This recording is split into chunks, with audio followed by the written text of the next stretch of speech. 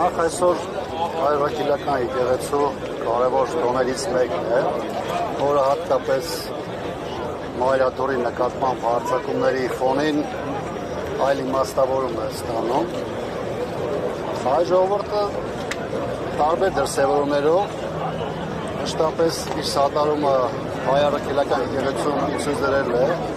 եւ ես վստահ եմ, որ ցանկացած իրավիճակում էլ անկախ այս իշխանությունների հսկայական քարոզչական մանիպուլյացիաներից իրականությունը ժամանակի ճիշտ ըմբռնելու է եւ դրա համահունչ գործելու է, որովհետեւ ձեւով պետք է թույլ չտանք, որպեսզի այս իշխանությունը բոլոր բարոյական եւ նաեւ իրավական նորմերը խախտելով ներխուժի հայ առաքելական եկեղեցու ներքին կյանք եւ խաթարի ոչ միայն եկեղեցու գործունեությունը, որը բխում է համահայկական շահերից եւ այսօր էլ վերջին 7 տարվա Հայաստանի իշխանությունների կործանիչ քաղաքականության պայմաններում եկեղեցին այն եզակիներից մեկը, որը կարողանում է համահայկական շահերը միջազգային հարթակներում ներկայացնել եւ դրանք հնարավորին չափով պաշտպանել։ Հայ առաքելական եկեղեցին այս ընթացքում, այս հազարամյակների ընթացքում իր դերը եւ նշանակությունը ամբողջությամբ մեր ժողովրդի մեջ այնպես է մտցրել, որ գնացող եկող այս կամ այն կառավարությունները չեն կարող որևէ իրավիճակ փոխել։ Կարող են նվազագույն չափով վնասներ հասնել, բայց այդ վնասները չի կարող լինել այնպիսին, որ դրանք եկեղեցուն տապալի կամ եկեղեցու գործունեությունը կարողանա խաթարել։ Բայց ասում եք չենք ուզում խաթարել, ուզում ենք եկեղեցու բարօրության համար եկեղեցին առերեսվի իր սխալներին, դառնա ավելի լավը, ինքն էլ հայ առաքելական եկեղեցու հետևորդ է եւ ուզում է, որ այն եկեղեցին, որի հետևորդ է, ինքն էլ լինի ավելի, այսպես իր բառերով ասած, բարոյական։ Երբ իրենց պետք է լում դառնում են հայ առաքելական եկեղեցու հետևորդ, որտեղ ինչ պետք է իրանք դրանից դառնում են, բայց ժամանակը նաև ցույց է տվել, թե ոնց է այդ հարվածները տեղում եւ ինչ պայմաններում առնում։ Օրինակ 2018 թվականին էլ ասում էին, որ մենք պայքարում ենք միայն բանակը թալանողների դեմ, բայց ժամանակը ցույց տվեց, որ 1, 2, 3 դեպք հանրայնացնում էին, ընդ որում մանիպուլյացիաներով, քարոզչության մեծ հարձակումներ էր իրականացում, հետո այդ ամբողջը տեղայնացում էր նաև զինված ուժերի նկատմամբ։ Դա վերեց իր հետևանքներին սկզբում բարոյական առումով, հետագայում նաև զինված ուժերում վերեց նաև սպայական կազմի, հրամանատարական կազմի, մասսայական դուրս գալու, դա վերեց նրան, որ զինված ուժերում զինվորական ծառայության նկատմամբ գրավչությունը իջավ եւ այլն եւ այլն։ Այսինքն մենք տասուտից տեսել ենք, թե այս իշխանությունը ոնց է գործում։ Ինքը սկզբում ներկայացնում է լրիվ այլ իրականություն, փորձում է ցույց տալ, որ ինքը իրականության մեջ գնում է առողջացման, բարեփոխումների, փոփոխությունների ճանապարհով, բայց կար ժամանակ հետո ցույց է տալիս, որ իրականության մեջ թիրախ կոնկրետ ինստիտուտն է իր ամբողջության մեջ, ինչպես զինված ուժերի դեպքում եղավ, այսօր այլ առաքելական եկեղեցու դեպքում է։ Կապ չունի, թե իրենք ինչ են ասում, այստեղ կարևոր է հասկանալ, թե իրենք քայլերի հաջորդականությամբ ինչպիսի թիրախավորում են անում մայրաթորի նկատմամբ եւ իրականում դա ուղղված է 1-2 անձի, թե իրականում այդ մարդկանցով դա ուղղված է ողջ եկեղեցուն։ Վերադառնալով բացի այս տարվող պետության կողմից տարվող արշավից, ինչ վտանգների առաջ է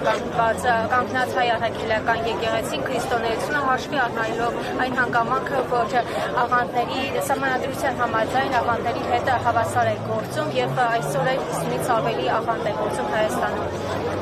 Հայաստանի սահմանության մեջ համարագրված է հայ առաքելական եկեղեցու բացառիկ դերը, դա սահմանադրական փոփոխությունների ժամանակահատվածում հենց հանրապետական իշխանության ժամանակ է ֆիքսված եւ դա եղել է մեր նախաձեռնությունը։ Մենք սա ժամանակին արել ենք նաեւ ապահովելու հայ առաքելական եկեղեցուն, նաեւ իրավական տեսանկյունից նրա նկատմամբ հնարավոր հարվածները կանխելու համար։ Գիտեք, եկեղեցի տարբեր փուլերում ներսից դրսից տարբեր հարվածներ է կրել։ Եկեղեցին տարբեր փուլերում շատ ծանր ժամանակահատվածներ ունեցել։ Եկեղեցին Հայաստանի պետականության կորստի ժամանակահատվածում նաև պետության դերը ստանձնել հայապահպանությունից, լեզվի պահպանությունից մինչև կրթություն, եւ այս տեսանկյունից ես չեմ կարծում, թե կա նույնիսկ տեսական հնարավորություն, որ եկեղեցին կընկրկի եւ այս իշխանությունը կարողանա իր ամբողջական ծրագրերը իրականացնել։ Իհարկե, այս ամենում շատ կարեւոր է հայ ժողովրդի հավաքական դերը եկեղեցու սատարման ձևով եւ ես կարծում եմ, որ սա նաեւ մեր համար, նաեւ որոշակի առումով հասարակության համար եւ պետության համար նաեւ որոշակի առողջացման փուլ է ձևակողելու։ Պարոն Աբրամյան, վերադառնալով տարածաշրջանային իրողություններին, ԱՄՆ բացահայտ աջակցեց Իսրայելին հակամարտության ընթացքում նախորդին այս անվտանգային մարտահրավերները Հայաստանի շուրջ գնալով սրվում են, ինչպես պետք է դիտավորվի Հայաստանի Հանրապետությունը հնարավոր ռիսկերի պարագայում եւ արդյոք Հայաստանի առաջարկած խաղաղության խաչմերուկը Փաշինյանի ձեռամբ իր կկարողանա ինչ-որ իրավիճակ փոխել։ Եթե մի պետություն փորձում է ռեգիոնալ նախաձեռնություն դրսևորել, դրա համար առաջնորդին պետք է ունենա հեղինակություն, պետք է լինի փոխադարձ հարգանքի մեջ գոնե այն երկրների հետ, որի շահերը հետապնդում է կամ որի հետ կապված նախաձեռնություն ներկայացնում է Հայաստանի Հանրապետությունը։ Հիմա Հայաստանի Հանրապետությունը ինքնին խնդիրները չի կարողանում կարգավորել, իր առաջնային խնդիրները չի կարողանում ապահովել, որ մնաց մտածենք ռեգիոնալ նախաձեռնությունների մասին կամ տարբեր երկրներում այդ ռեգիոնալ նախաձեռնությունները ներգրավելու տեսանկյունից։ Հիմա պարզապես մենք ինչ ունենք, մեր քթի տակ, մեր հարևանությամբ լայնամասշտաբ ռազմական գործողություններ ընթանում բազմաշերտ, դա ունի որոշակի ռեսուրս պոտենցիալ ընդլայնվելու եւ ստեղծված իրավիճակում բնականաբար ավելի շատ դժվում են այն երկրները, որոնք ճգնաժամային իրավիճակում կառավարում չեն կարող մտցնել։ Հայաստանի այս իշխանությունը բնականաբար ստեղծված իրավիճակում ոչ ճգնաժամային կառավարում կարող է մտցնել, ոչ են կարող է ռիսկեր կառավարել։ Այդ դեպքում մեր վնասները, որոնք տարբեր երկրների դեպքում ուղղակի եւ անուղղակի արտահայտվում են, այս դեպքում դրանք կլինեն ավելի շատ։ Հայ-թուրքական օրակարգերը չեն կարող ինչ-որ բան փոխել, որովհետեւ Փաշինյանը վստահ է, որ տարածաշրջանային կայունություն, խաղաղություն պետք է լինի երկխոսության հետևանքով կամ արդյունքում։ Եկ այլ բան է, թե ինչ է ուզում կամ ինչ է հայտարարում Նիկոլ Փաշինյանը, լրիվ այլ բան է, թե մեր հետ ինչ է տեղի ունենում։